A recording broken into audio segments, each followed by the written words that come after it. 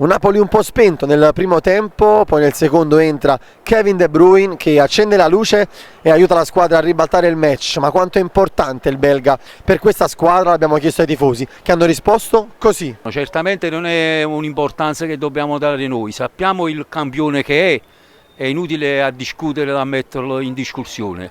Beh, penso molto, ha fatto fare un salto di qualità alla squadra notevole e penso che sia un acquisto azzeccatissimo. E niente, ma speriamo che vada tutto bene. L'augurio è quello per tutta la città e per tutti i suoi tifosi. Stiamo scherzando, ma perché vogliamo mettere in dubbio a Kevin De Bruyne? Allora non ne capiscono di calcio chi mette in dubbio a Kevin De Bruyne.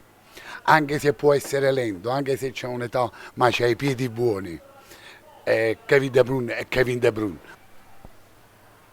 Spritz Kevin De Bruyne. È quasi fondamentale secondo me, anche se non gioca tutti i 90 minuti, però si è visto il cambiamento del Napoli tra primo e secondo tempo, secondo me è molto importante De Bruyne. Si è visto anche ieri che quando è entrato ha risolto per me la vittoria.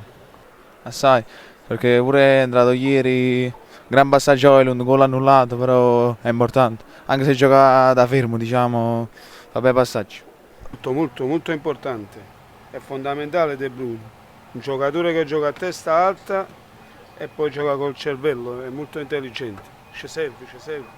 Per quanto riguarda Kevin De Bruyne, ancora non è il vero Kevin De Bruyne che abbiamo visto a Manchester, ancora deve entrare nei meccanismi. Ecco, io voglio vederlo quando rientra Lukaku che fa da riferimento. Ecco, ancora che non è il vero Kevin De Bruyne, anche se ha degli spunti, l'abbiamo visto in Champions che è stato molto il miglior Kevin De Bruyne che in Champions contro lo Sporting, però lo aspettiamo ancora per vederlo. Ecco. Grandissimo, è un grande giocatore.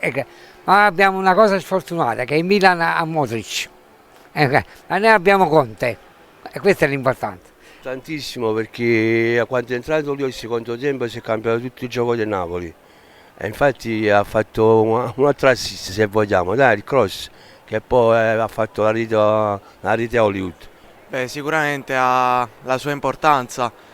Abbiamo dimostrato che nel primo tempo comunque soffriamo senza un giocatore come Kevin.